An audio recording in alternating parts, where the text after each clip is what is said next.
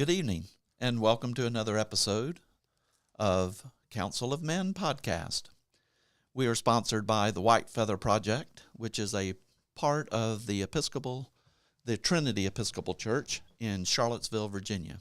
So welcome back. My name is Warren Hammonds. I'm one of the co-hosts. And I am Philip White, the other co-host.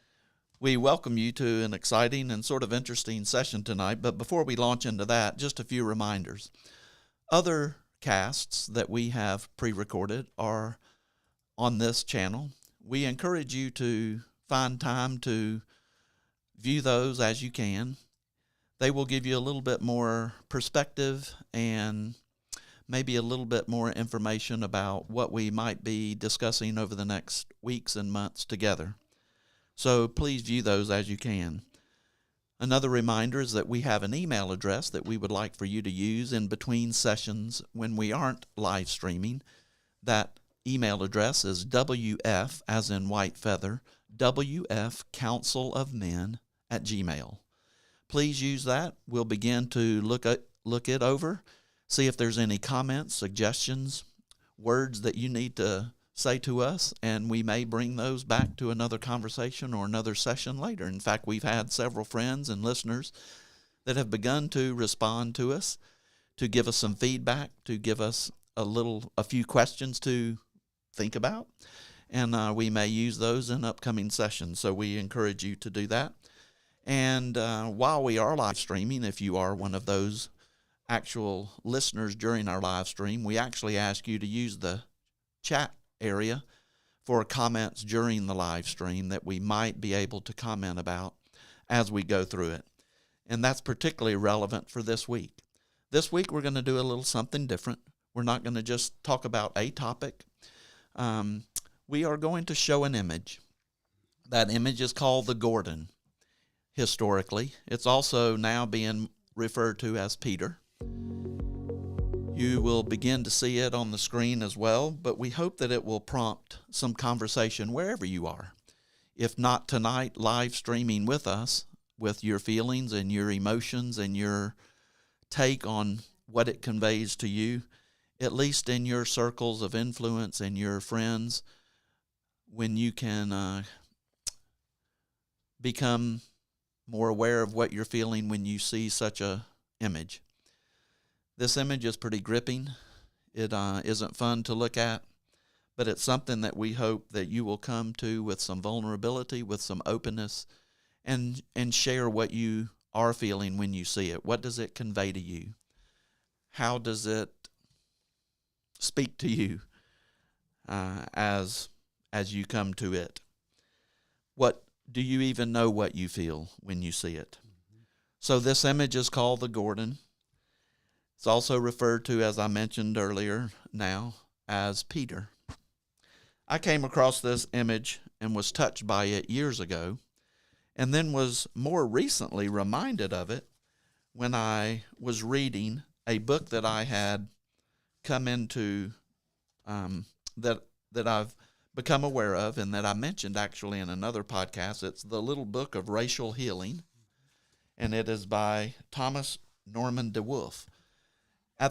And Jodis Geddes. At the end of each chapter, a personal story is told. And this is when I was reminded of the Gordon. This story is written by Danita Roundtree Green. I don't remember when she walked into the museum, but I was suddenly aware of the white woman standing a few feet away, intensely looking at the painting. She wrapped herself in her own embrace, arms crossed, her fingers digging into her shoulders, silently weeping. Looking at the Gordon will do that to you, I said. What? She said. Gordon, the scourged back. That's the name of this piece, this image, I offered. We stood together, taking in the iconic image of a slave, his back whipped mercilessly. The grotesque lacerations revealed his horrific trauma and that of his generations.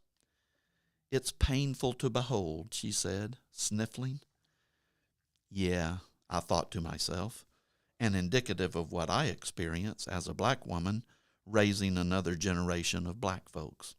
I bear my own invisible scars, lady. The white woman looked at me, waiting for my interpretation of the painting, and then it happened. She threw herself into my arms, crying uncontrollably. "I'm sorry," she blurted. "Sorry for what?" I asked. "Sorry for it all," she moaned. "How you people have suffered for all these years." I tried my best to comfort the woman, as she first lamented and then confessed, telling me about her slave-holding family. She told me about the fortune that her ancestors amassed and the tremendous privilege she had experienced in her lifetime, all because of the slaves we owned in Virginia, she said. Cringing, all I could think about was how different this woman's life had been from mine, possibly due to the enslavement of my ancestors. "I'm so sorry," she repeated, before releasing me and hurrying away. I stood there alone in front of the Gordon, tempted to touch where the lash had been. I closed my eyes and became one with what he had survived. Perseverance, resilience. I am alive because you lived. "Thank you," I said out loud. I casually mentioned my experience in the museum to my friend Martha. "This crazy white woman actually cried," I said.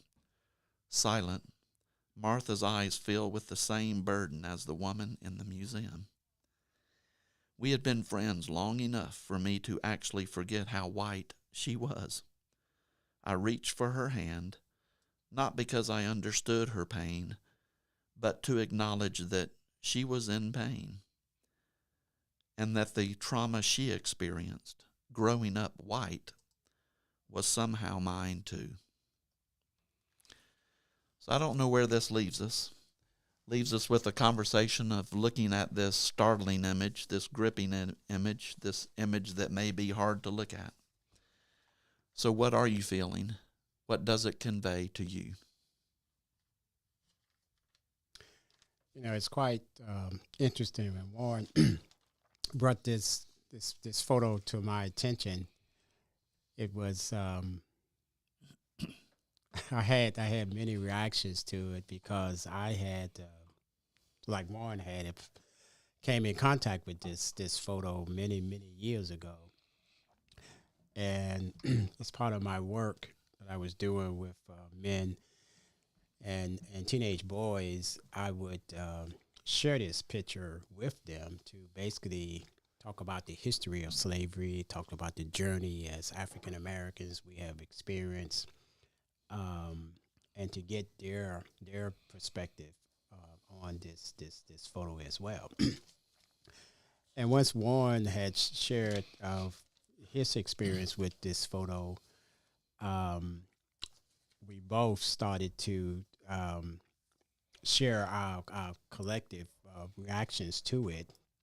And that took me to a place to do a little bit more research about this photo, and I did in regard to Gordon. And it was interesting how when we shared our collective reactions to watching this, we both had totally different reactions to it, Which we'll get into. Yeah, we'll get into that. So we want you to really share with us just your interpretations of viewing this picture. And there's one thing about a picture; it tells a story. You know, every piece is you can call it a piece of art, you can call it photographic, but it tells its own story. And your reaction to that story is your unique reaction. There's no right or wrong reaction to it. It is just your personal reactions to this photo. So we think that in itself is valuable, and we do want you to share that and create a transparency that could take you to a new place as far as your own recollections, as far as your own journey in this country in regard to our history, to where we are currently in this country and where we're going. It's all connected. There's no part of America's history you can separate. It's just all one book. And we have to continue to try to make that book better and better as we go along from year to year. So, yeah, welcome. We're really, really looking forward for you to share with us your views on this. I'll jump into my views, and then I'll maybe respond to some of yours, and you feel free to respond to mine. But when I first look at it, I'm disgusted and I'm angry. I wonder how in the world can anyone do this to another person? Yeah. That's my first thought. I'm upset, and it's unsettling when I look at it. When I look at it closely, I see whip marks, the detail of the whips. You can see the little rings. I mean, when you look at it that closely, the brutality of what is conveyed in this picture, it leaves me almost speechless. So it's very unsettling to me. And then part of me, it may be like the lady in the museum. I'm ashamed and guilty. I don't know if my ancestors owned slaves. I'm sure in my background somewhere it had to have been. But I am part of that history. And I have to own that part, and I think that part of me is guilty. That part of me feels the pain of guilt and the pain of sorrow, ashamed that people like me could do something like that. I can't imagine that treatment to me. I don't think it ever would have been done to me. And again, how could we do this to anyone else? So I have sort of that mixture of feelings, nothing real positive as I see it, but that's what I bring out of seeing it. And it doesn't mean that my feelings aren't positive to the point that I can move on and maybe deal with those. I'll leave it at there for now. Thus, some of the first feelings that this image conveys to me. What about you, Phil?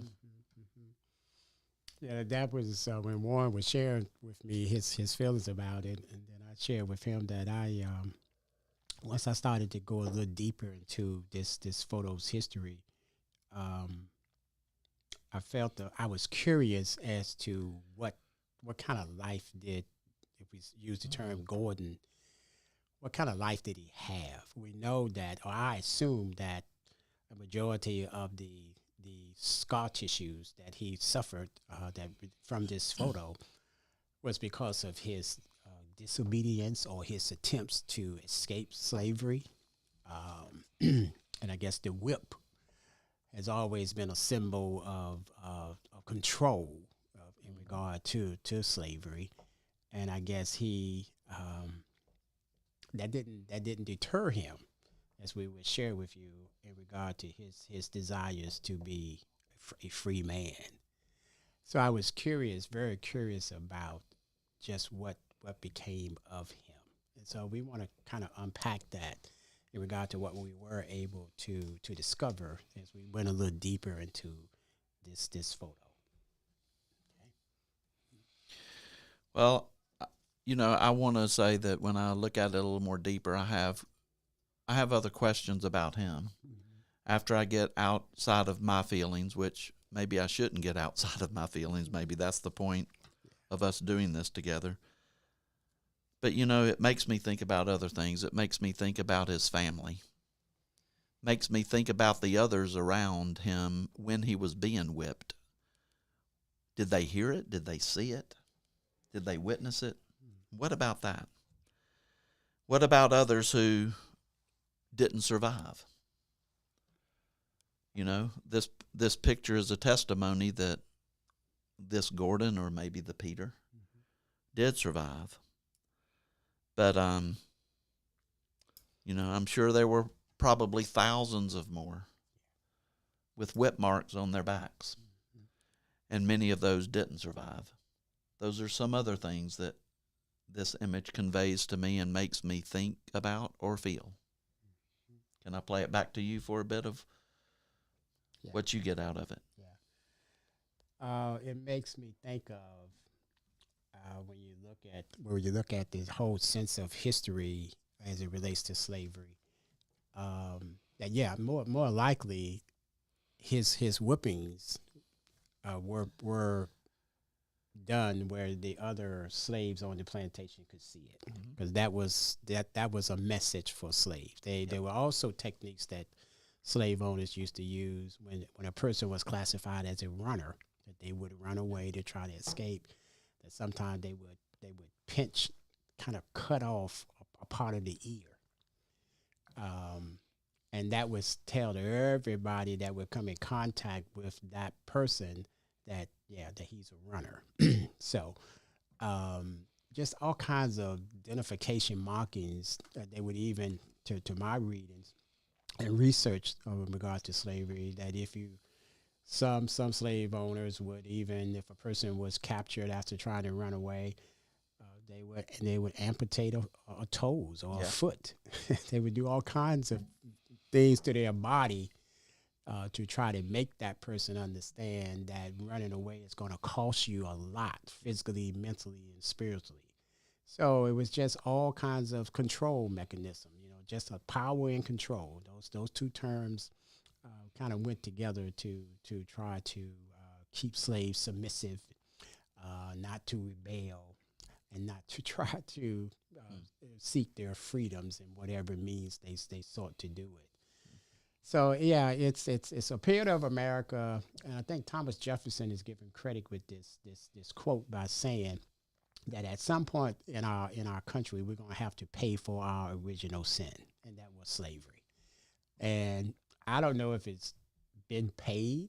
It probably hasn't. No, probably has not been paid. And I don't know what constitutes payment consists of. It is that type of trauma that is historically is always going to be with us. And again, history, you can't make history pretty if it's not pretty. It is what it is. And how we can benefit from it, how we can grow from it, how we can embrace it. That's the ultimate objective for everyone in this country that values a sense of just where we are, where we've been, and where we're going. And Gordon, at the point when Gordon, I guess we can unpack it now, Warren, in regard to how this picture came to be. Yeah. Yeah. Go right ahead. Okay, good. Gordon, as we said, Gordon was a slave on a plantation in Louisiana.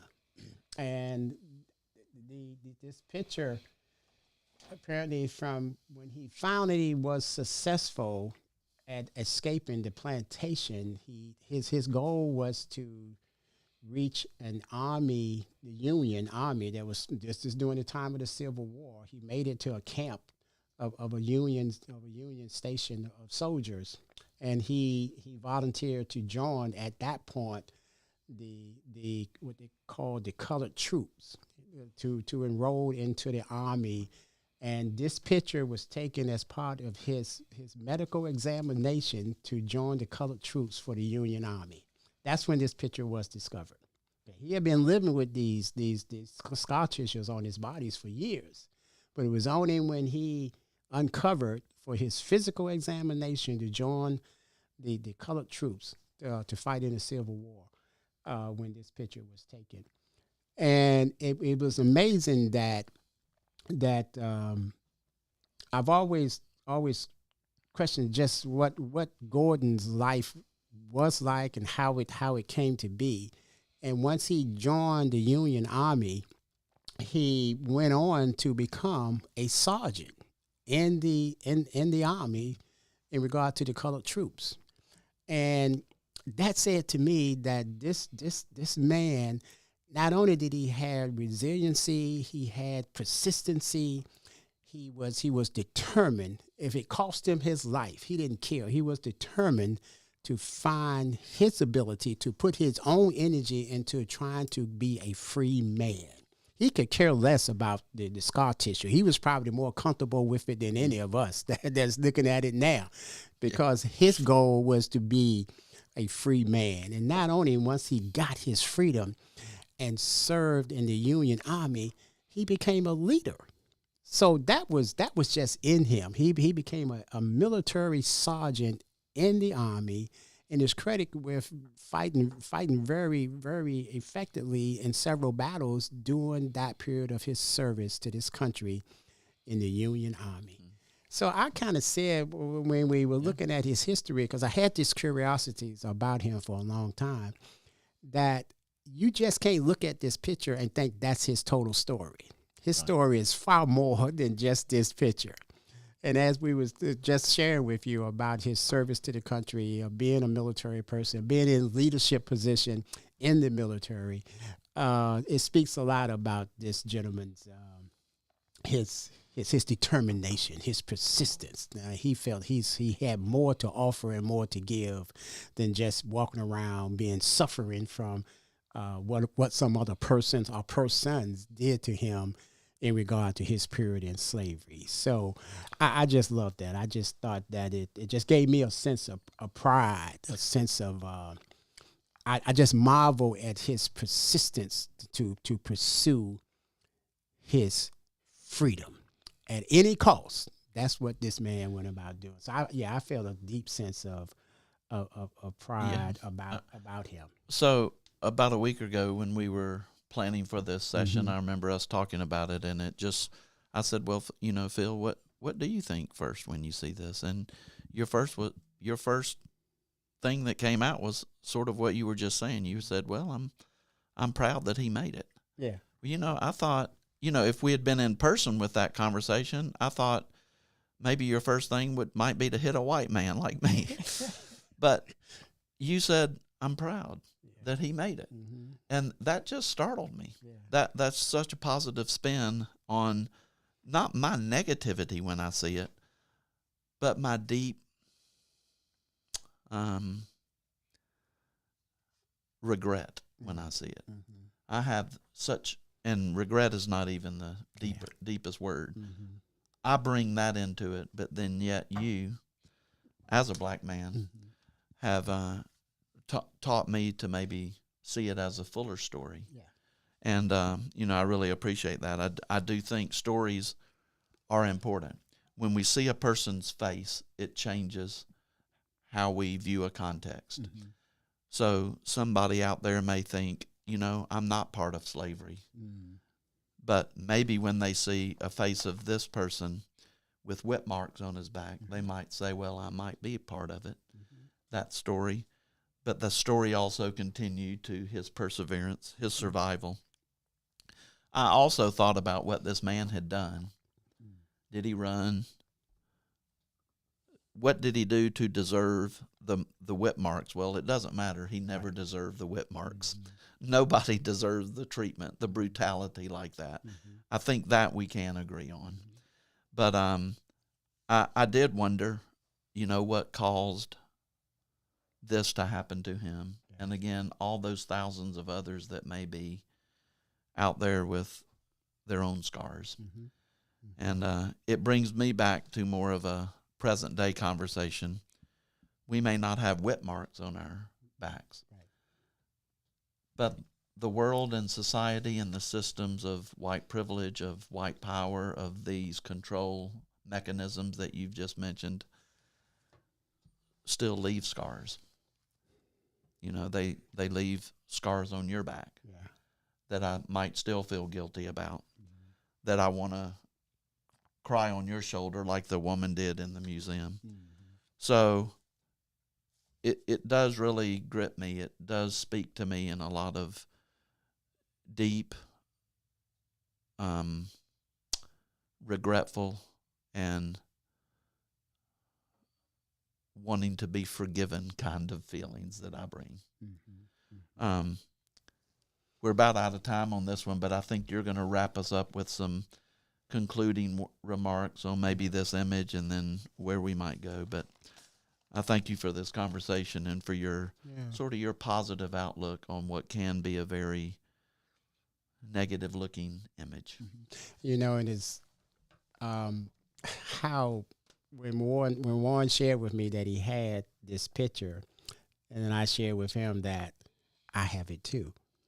And it was like it was this divine moment that we both connected to this photo in a very personal way. And one of the benefits of us doing this podcast as an African American man and one as a white male, me as a black male, sharing this space we call America together, and our journey in regard to our walks in this country. And we have shared a lot. We do a lot of sharing in regard to the similarities as well as the differences. And that's one of our objectives, is that we can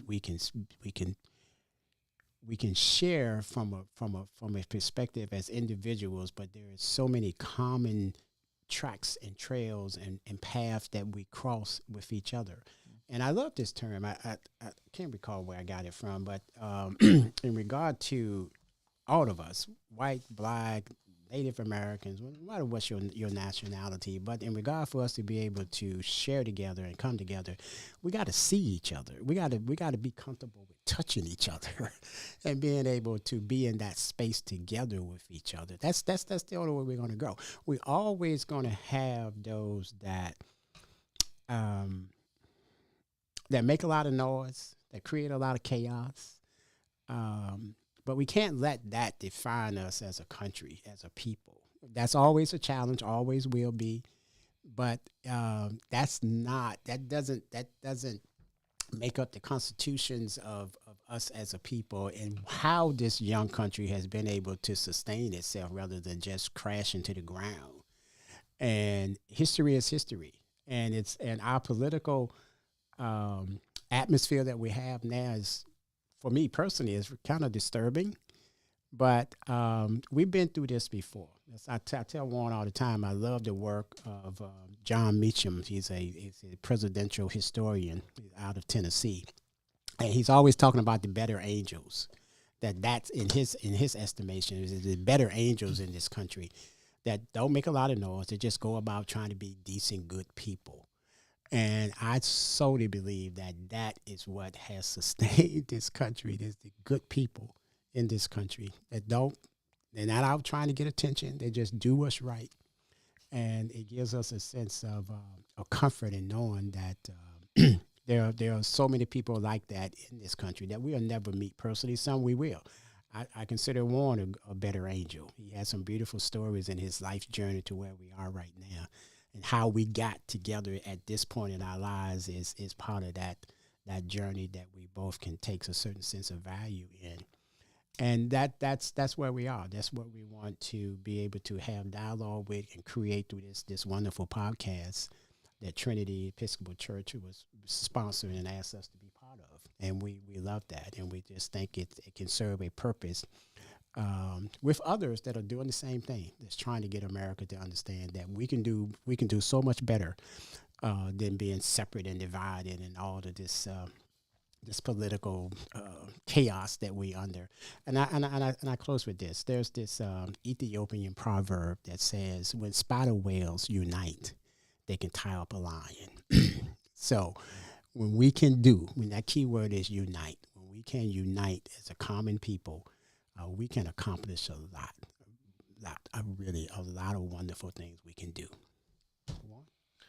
Thank you. I think we're about finished, and yes. I think we're just going to welcome you back in 2 weeks from now. Yes. I think that'll be May the 24th.